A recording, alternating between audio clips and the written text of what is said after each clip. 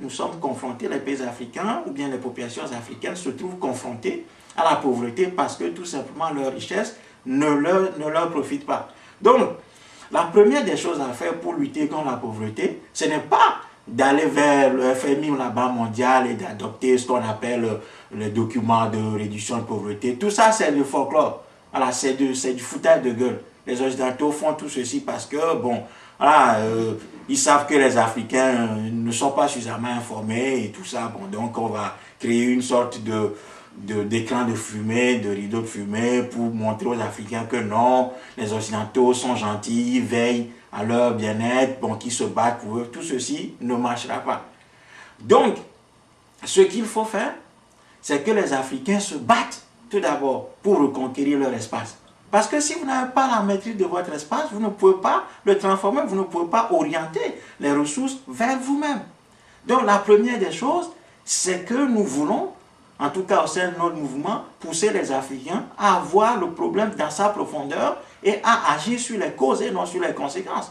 Donc la cause, c'est que, comme je l'ai dit, les pays africains n'étant pas du ressort des Africains, il faudrait tout d'abord que les Africains travaillent, se battent pour reconquérir leur espace et ensuite réorienter les ressources de cet espace-là vers la satisfaction de leurs besoins.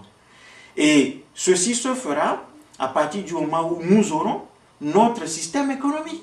Et l'Afrique, dans l'histoire, avait des systèmes économiques. On a vu ce que les Africains ont produit en Égypte pharaonique, en Égypte antique, où ils ont produit une civilisation merveilleuse, mais qui avait des fragilités, notamment sur le plan militaire. Parce que lorsque les peuples de la mer, les Hyksos qui viennent d'Asie et tout ça, les Hittites, lorsqu'ils viennent d'Asie, et les Grecs, lorsqu'ils ont attaqué l'Égypte antique noire, les Noirs n'ont pas pu se défendre parce qu'ils avaient une vision, je dirais, spiritualiste du monde. Parce que les Noirs avaient, jusqu'à présent d'ailleurs, les Noirs développent une vision pacifiste du monde, une vision dans laquelle l'homme est divin, l'homme est une créature divine. Donc la vie est sacrée chez les Africains.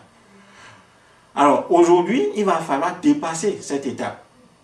Parce que nous ne sommes plus seuls au monde. Nous ne sommes pas seuls au monde. Voilà, il y a d'autres pays, d'autres populations, d'autres peuples qui sont là, qui ont une vision totalement différente du monde. Donc il va falloir que, les Africains cassent les pays africains tels qu'ils sont aujourd'hui, reconstruire des États, aller vers un État fédéral africain, doté de tous les attributs de puissance, notamment la puissance militaire, les outils militaires. Parce que vous avez beau construire une civilisation, elle peut être merveilleuse sur tous les plans, sur les plans socio-économiques et tout. Si vous n'avez pas les instruments de défense, vous êtes mort. Un matin, les gens vont venir, vous arracher votre pain de la bouche, vous ne pouvez pas vous défendre.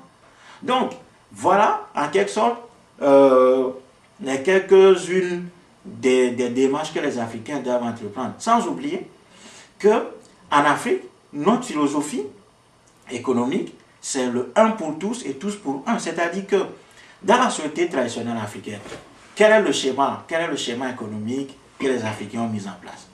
C'est qu'au côté du champ collectif, qui sert à résoudre les problèmes de la collectivité, les besoins globaux de la société, il y a le champ individuel qui peut servir à l'individu seul de satisfaire ses besoins superfétatoires ou en tout cas ses besoins qui ne sont pas d'ordre vital. Donc, nous aurons à reconstruire une économie africaine basée sur ce modèle-là. Nous ne sommes pas appelés à être ni des capitalistes ni des socialistes. Parce que ces deux visions ne sont pas des visions des Africains. Hein. Ne sont pas des visions que les Africains ont de la vie en société. Nous ne sommes pas une société individualiste. Nous ne sommes pas non plus une société socialiste où c'est un petit groupe d'apparatchiks qui se présentent comme l'État, hein, qui entretient le capitalisme d'État. Non. L'Afrique, c'est la solidarité. C'est le principe de solidarité. C'est un pour tous et tous pour un.